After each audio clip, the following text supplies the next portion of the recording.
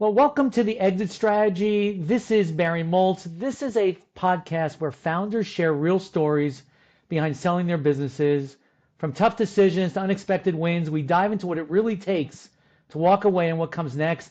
As I say, it's the good, the bad, and the buyout. Today in episode 2, sometimes as an entrepreneur, you sell your business, then after your non-compete is up, you start it again. This is a path my guest today has taken. Peter Shankman is a top keynote speaker in marketing, social media, customer service, and neurodiversity in the workplace. New York Times called Peter a rock star who knows everything about social media and then some. With 3 startup launches and exits under his belt, Peter is recognized worldwide for his radically new ways of thinking about the customer experience. Peter, welcome to episode 2. Good to be here, man. So you had 3 startups, the Geek Factory, Airtroductions, and Help a Reporter out. Let's start with the Geek Factory. Why'd you start that? So that was a PR firm that started all the way back in 1998 when .coms were really sort of taking off. I was an early adopter in the .com world. My only job that I ever had, I worked for America Online back in the day when AOL sort of was the newsroom and was the internet. You got mail. You got right, mail, exactly. And I created the newsroom there along with 2 other editors. We built AOL News, and it was an amazing time. It was really an amazing time to be alive and to work there. And so, when I left AOL, the internet was sort of just coming alive, and people were, looking for knowledge. Hey, we're starting this .com portion of our company. We need someone to help promote it. So I began to create this idea of a PR firm that could move quicker and faster than the sort of larger agencies, and it worked. We had clients. We had AOL as a client. We had Napster, Juno, all the big brands of the day. Blast from the past, Napster. Really? Yeah. And so it seems like you know when to sell the businesses, right? Each of your businesses, you know when to get out. How do you know it's time to exit?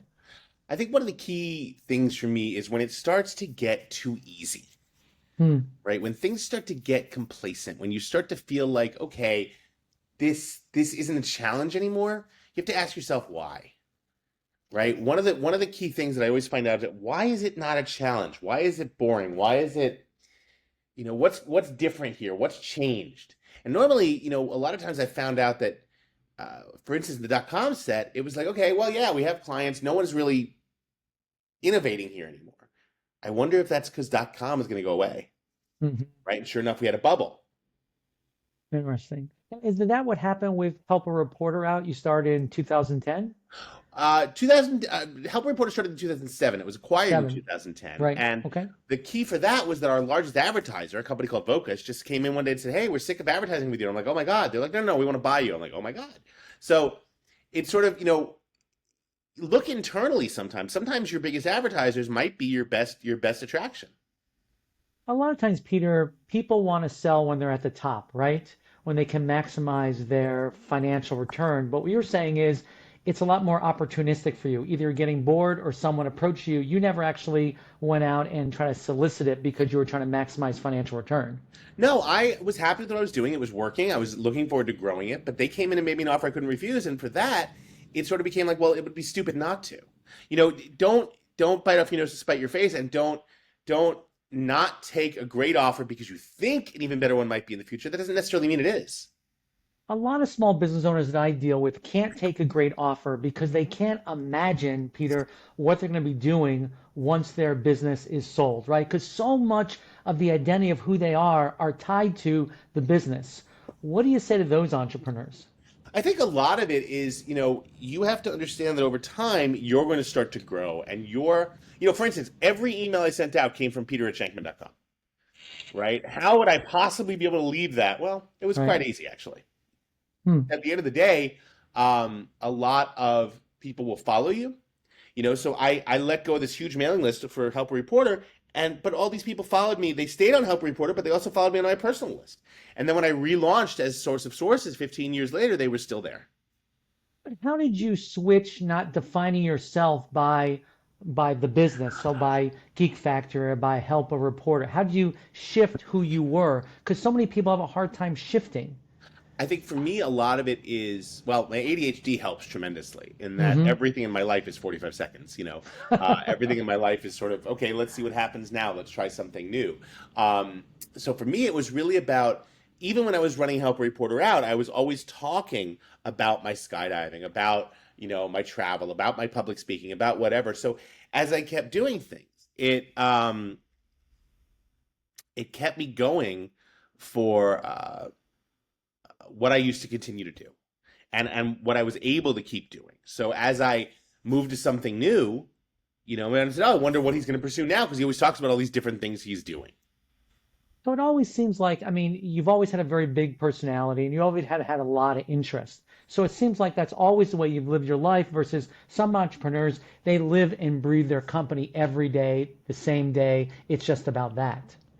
So it Yeah, I seems like mean, you got to broaden yourself somewhere well, along you the do. You line. have to be aware of what's going on there and what's happening. There's a lot of stuff there, and what you're growing and what you're enjoying.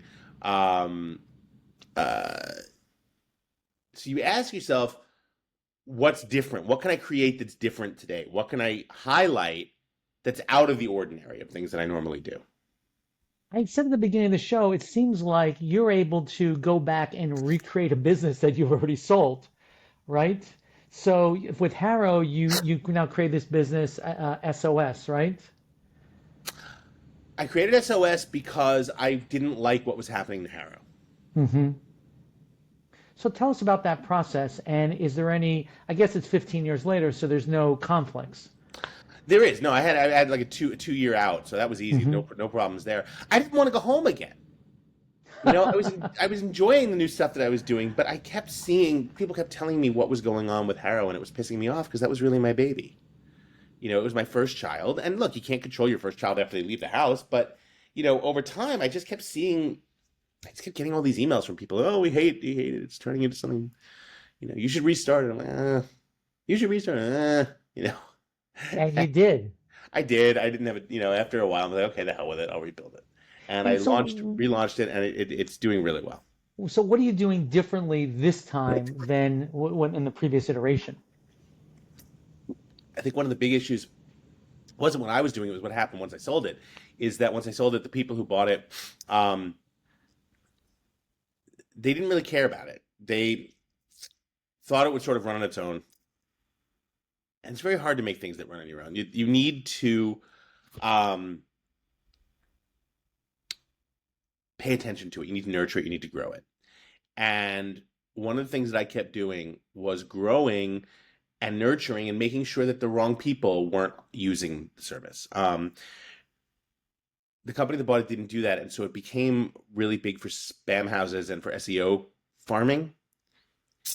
So on my platform, I banned that. I actually ban entire countries from using my service. There are 7 countries currently that are no longer allowed to use SOS because they're doing it specifically for spamming and for SEO farming. So it's in a broader scope. It's about making sure that you are ingrained and embedded in what is being built, and it has to matter to you. You have to act as one of your customers every single day. A lot of folks say that you can't have the business be about you because then it has less of a sale value, right? So how do you balance those two things, Peter? Like being totally involved, but also it can run independent of you.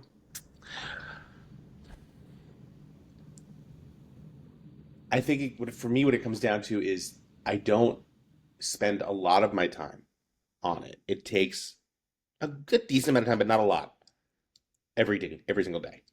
And so I do that from wherever I am. Last week I was doing it from Tokyo. Now I'm doing it from New York. Um, you have to make sure that whatever it is you're doing still encapsulates who you are. It has to have your personal brand to it.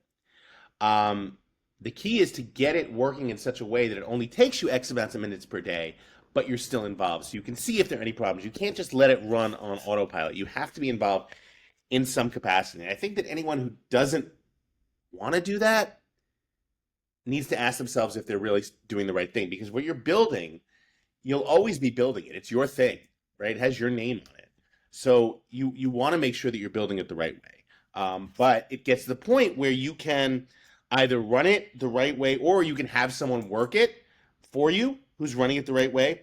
But at the end of the day, it still has to be your baby, and people have to be understanding of that. If you're building a business and running a business that is yours, you have to show your face there. Mm-hmm. You got to be involved in some way. In some capacity, yeah. It doesn't have to Right. be entirely you, but in some capacity you have to be involved there because it's about you. It's everything you're building. So is it hard when you sold these companies that you had to stop giving a shit because it was their toy train? Was that a hard transition for It you? was. In the beginning it was, but again, and I believe the company would do right by it, but over time you have to make sure that you are if you're selling it, you either have to completely walk away and not care, which is Hmm. hard. Um, or you don't sell it, right? If you can't walk away and say, okay, I no longer own this thing, it's someone else's, you maybe you shouldn't sell it. Maybe it's not the right time yet. Peter, I want you to think back on the due diligence process you went through in selling, Geek Factory and Harrow. How was that for you? Because a lot of entrepreneurs that sell their business, it can be a difficult time. How was it for you? I was fine once it sold. I was, like I said, I had 2 year earnout. I worked with them. I got involved. I did things. But in the end, it was really about once you sell it, it's not yours anymore, and the company can do with it what they want, and you need to make Right, peace with that. So it was right. fine. I think it was fine once I made peace with that. But again, you took the money, right? Right. You gotta accept it. How is going through the due diligence process, the legal process? Because there's a lot of people that can get in the way of a transaction, right? So how is that process for you? Look, we have lawyers for a reason. Keep telling me that.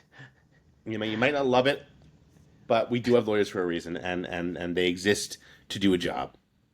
Um, you have to be aware that they're there for a reason. You sort of have to make peace with it, as it were, right?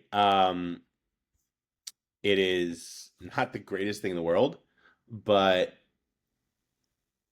they're there for a reason, and they at the end, the good ones are there to care about you and to help you, and you have to understand that you have to let them do their jobs. Right. It's an insurance policy, right? That's really what you're Exactly. paying for in the end, right? So if Exactly. things do go sideways for whatever reason, you're protected, 100%. right? And do any of these due diligence processes, did they ever call your baby ugly? Because a lot of times people come in and they're specifically to do due diligence, they're specifically trying to find things that are wrong in your business. Did that happen with you? They came in and I remember that they noticed a couple of things that they asked questions about. They never actually said things were bad, but they asked questions about it. Hmm. Um, So nothing you took personally. no. It's a business. At the end of the day, it's a Yeah. business.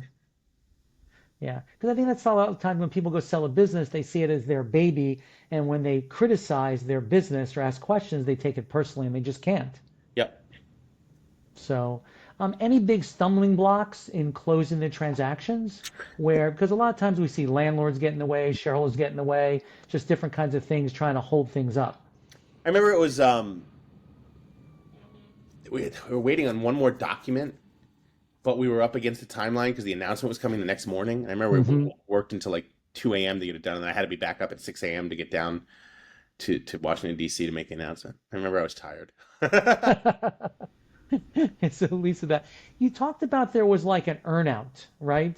And I assume this was some kind of financial earnout.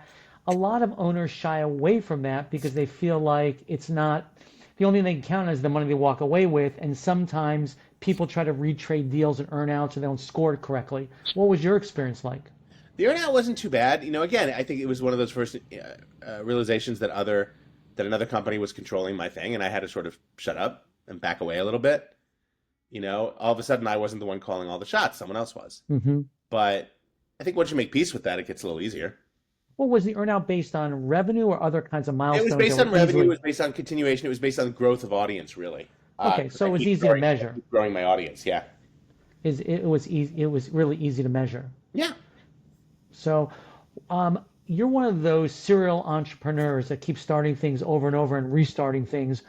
Why do you keep doing that to yourself? That's what my Ah, wife would ask. My wife would ask that question. Barry, why do you keep redoing that to yourself? I think one of the key reasons is because I do have ADHD. And so, if I'm not constantly engaged with something new that's shiny, it gets pretty boring.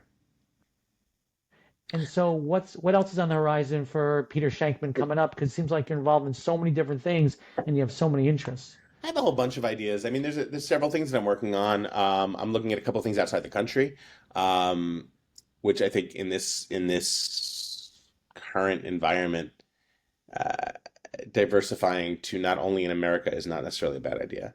Um, I'm working on a couple of new books. Um, I'm possibly working on a documentary, and then I got involved about 6 months ago, and I invested in my first Broadway show, and Wow. that's going really well. So that's really exciting. Now, I just want to highlight the whole neurodiversity thing that you've talked about. You wrote a book on this. Tell us what that's about and why that's so important to you to educate people in this area. So growing up, ADHD didn't exist. When I was growing up in the 70s and 80s in New York, what existed for me was Peter, sit down, you're disrupting the class. And when you're told that you're broken Hmm. consistently for the first 20 years of your life, it takes quite some time after that to uh, undo that, to learn that you're not broken, to sort of, you know, become okay with being different. And that's kind of hard. It's hard to do that when you're so used to being told something's wrong with you. So for me, um, I understand now that my ADHD is a gift, and that being able to do things that others can't because of ADHD is actually incredibly beneficial. So my goal is to help others learn that as well, and to help companies understand that hiring neurodiverse people uh, is actually one of the best things you can do for your company. I've done work with Morgan Stanley, with Adobe, with Google, helping them to understand that neurodiversity is a gift for the company. People learning how to think differently, how to being allowed to think differently in their corporations is incredibly useful. So why do you say it's a gift? Because it's a big transition to go from I'm broken to wow, this really makes me the special person that I am. Because we survive in a world where most things are the same. If everyone has a Honda and you show up in a Lamborghini, as long as you know how to drive that Lamborghini, you're going to go faster. Hmm. So being able to go faster is a gift, but you got to learn how to drive it. So for me, for instance, you asked why I'm constantly starting companies. Well, it's fun for me, right? And so creating new companies and seeing the results and success of that is a dopamine hit for me. So I love doing that. Most people don't do that. They go and they work for someone else, right? Looking at things differently and coming up with new ways to do things that normal people think in one way and we're thinking another way, and those other ways are actually beneficial. That's a gift. That really is a gift if you understand how to do it. I'm glad you're still out talking about this because it seems like the common, political trend right now is to everyone wants to be the same, right? Yeah, Let's I make people the disagree. same. There's no DEI, there's none of this other kind of stuff. We just need to have everybody the same, and we really need people that are complementary to each other. Absolutely. There are countries that actually have divisions of um, their armed forces that are designed by design that are neurodiverse. There is a country that has an entire regiment of autistic soldiers because they read maps and they can parse data better. Right? There is a reason for this. It is very, very beneficial. Have you found that companies are still into this area, or because of political pressure, they're kind of backing They're off? into it. They just starting to call it different things. What are they calling it now? It doesn't matter. It Just doesn't matter what something else, not DEI, just something else. exactly. They understand the benefit to it. And so I think you wrote a children's book around this, right? I did. I And did. It's you've called actually Boy with gone the into Faster Brain. classrooms and read it Yep, the boy with the to them. faster brain. And so tell us about the feedback that got. It's great because I had a kid come up to me who was 6 years old and he was crying and he said, you're the first adult who ever told me that I'm not that I can do things right. Wow. I mean, how crazy is that? That you can't just do that. You can't just that you have to be told you're different. You have to be told it's okay. You're doing okay. I think when you're writing that book is probably one of the best things you've ever done in your life when I saw it come out because I think it's so important because I have two kids and obviously they're very different, right? And one of them is more neurodiverse and the other one is more, all right, he's the president's fraternity, so he's going to be okay. But the kid who's a little bit different, he's got a few more challenges in this world and he's making his way fine. But I think if early on he could have said, and we kept telling him this, you're not broken, that's an important message a lot of kids don't get. Understanding that brains work differently and being able to think differently is a benefit is the best thing you can do and the best thing you Mm-hmm. can learn. Do you come across entrepreneurs that have more neurodiversity because they are thinking differently? Oh, absolutely. Yeah. I mean, when you grow up doing all these different things and being told you're broken, you sort of get used to it and you start to realize, hey, maybe there's a benefit here. Once you realize there is, you go completely forward with it. Do you think some of the big, the titans of the business world we think of, the Steve Jobs, the Elon Musk, these people have neurodiversity? Yeah, no question about it. I mean, some of the smartest people in the world who have created the most incredible things absolutely do. Because you got to look at it differently, right? Because Yep, we all look, most of us, 99% look at the same. They're looking at it differently. And in order to create something like that, you got to look at it differently. absolutely. So, well, Peter, I thanks for enjoying the second episode of the podcast. Where can people catch up with you with all the amazing things you're doing? You're very kind. I'm at shankman.com as always. I'm Peter at shankman.com. Is my personal email. I reply to all my emails. And then I'm on every social platform as Peter Shankman except Twitter that I am not on. That's a good thing too. Either am I. So, Peter, thanks so much. Pleasure was mine.